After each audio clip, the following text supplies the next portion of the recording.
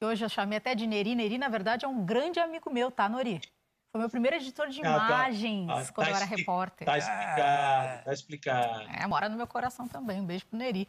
Crepaldi, boa noite. Seja bem-vindo ao Troca de Passes. Vamos falar do Verdão. Oi, Karine. Um abraço para você, para o Rafa, para o Noriega, para todo mundo ligado no Troca de Passes. Palmeiras que está no Equador, chegou agora há pouco no Equador, tem esse jogo contra o Delfim amanhã pela Copa Libertadores, oitavas de final. E o Palmeiras teve um pequeno problema, né, na chegada do time ao Equador, a cidade de Manta, porque por causa do protocolo de testagem, de controle contra a Covid lá na cidade de Manta, no Equador. Tentar explicar para vocês o que aconteceu detalhadamente. A delegação do Palmeiras chegou lá e as autoridades locais exigiram que os jogadores e a delegação toda passassem por teste de Covid na pista do aeroporto. O Palmeiras não aceitou porque acha que as condições ali eram precárias e houve uma negociação para que isso fosse feito no hotel. O principal entrave ali com relação à liberação da delegação é por conta de alguns jogadores que voltaram agora. Pelo protocolo da Conmebol, eles estão liberados, que aí é o Gabriel Silva, o Rony e o Danilo. Eles já estão liberados, eles foram os últimos a voltar. Só que isso não bateu com a avaliação das autoridades locais. Então, toda a delegação tem que passar por esse teste no hotel. Aí, por conta desses testes, serão definidos se esses três vão jogar ou se mais alguém vai dar positivo e vai definir qual vai ser a escalação do Palmeiras amanhã. Mas o fato é que logo na chegada do Palmeiras ao Equador, foram 2 horas mais ou menos esperando a resolução dessa situação lá no aeroporto. Aí sim o elenco foi para o hotel e esses testes estão acontecendo agora. Nesse momento eles estão sendo testados, eles iam jantar chegando ao hotel. Aí depois passam pelos testes para ver quem vai ter condições de jogar ou não. A Covid vem atrapalhando o Palmeiras já há algumas semanas e não vai ser diferente nesse jogo de amanhã contra o Delfim. Complicado isso, né? O clube diz, pelo menos aqui na reportagem do GE. Globo, que você mesmo escreveu, Crepaldi, está destacado o seguinte. Eu mesmo. Ele está aqui, é aquela coisa, um olho no peixe, outro no gato, né? Escreve, fala. Repórter é assim mesmo. Hoje em dia, então, a gente chama de abelhinha, repórter abelhinha, né? Faz tudo ao mesmo tempo. Só não tá se gravando também? Não. Tá, de certa forma tá, né? Não. Tô com o celular aqui, o celular aqui. Gravação é feita por vocês, mas o celular tá aqui me filmando. O Palmeiras disse ter, inclusive, os documentos atestando a liberação da entidade, da Conmebol no caso. Só que, como você disse, é importante a gente ressaltar que são esses testes em Manta, portanto, que serão decisivos para a escalação do Palmeiras. Olha, a situação do Palmeiras está difícil.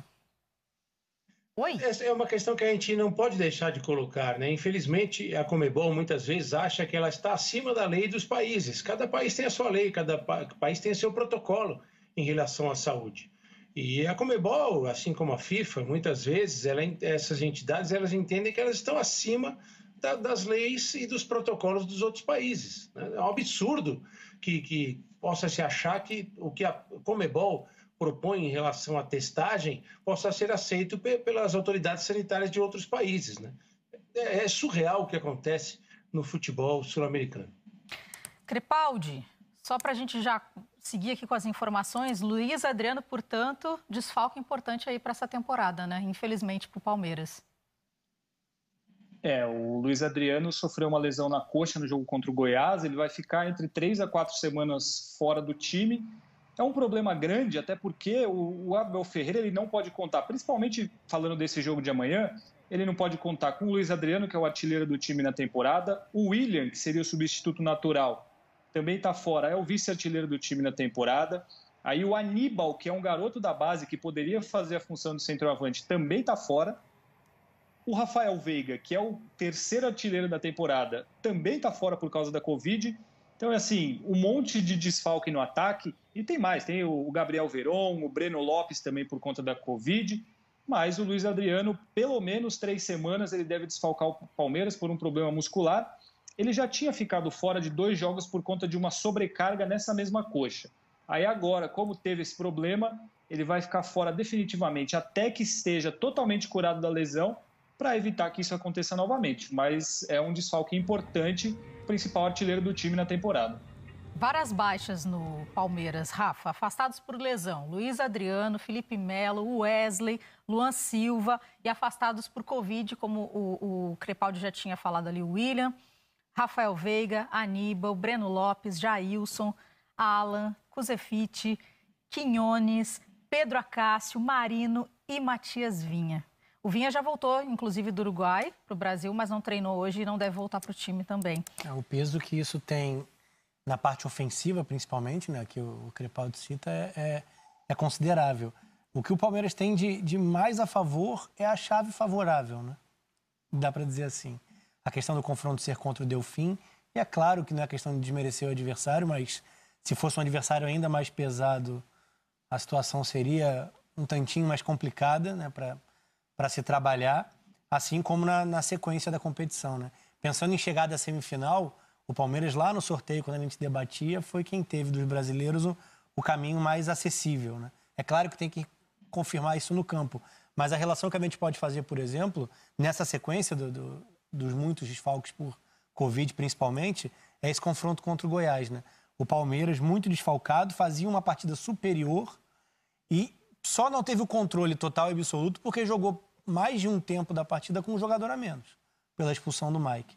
Então, acho que é esse o tipo de partida que o Palmeiras tem que se propor a fazer em jogos como esse. Claro que tem a questão do ambiente, um jogo fora de casa, uma primeira competição desse porte para o Delfim, e isso tem um peso até de motivação, né? Enfrentar um gigante como o Palmeiras e talvez num momento mais propício para ter esse confronto, né?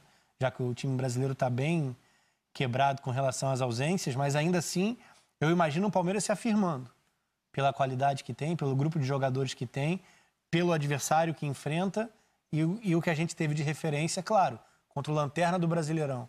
Mas é uma referência interessante, mesmo no 10 contra 11, o jogo no segundo tempo não pendeu para o Goiás, né? O Miguel Figueira achou um chutaço de entrada da área, mas o Palmeiras foi competitivo, mesmo com um a menos. Vamos ver quanto sustenta a sequência negativa até passar pelo que o Flamengo está passando agora. O retorno dos atletas, o elenco mais estabilizado, para ver aonde vai estar vivo, o que pode atacar ali na frente nas competições que disputa. Crepaldi, muito obrigada pela tua participação. A gente vai ter que seguir aqui, mas pode dar a tua consideração final, por favor. Não, era rapidinho. Porque além desses jogadores que apareceram aí no telão, tem 4 jogadores que já voltaram a treinar, recuperados da Covid, mas eles não podem jogar no Equador, porque para entrar no Equador precisa do teste PCR negativo. Então, o goleiro Vinícius, o Gustavo Scarpa, o Luan e o Gabriel Veron já estão recuperados, treinando, mas como eles não têm esse teste negativo, atestando PCR negativo, então eles estão fora e não viajaram com o time para o Equador. Por isso, eles também não enfrentam o Delfim amanhã. Agora sim fechamos a conta, então.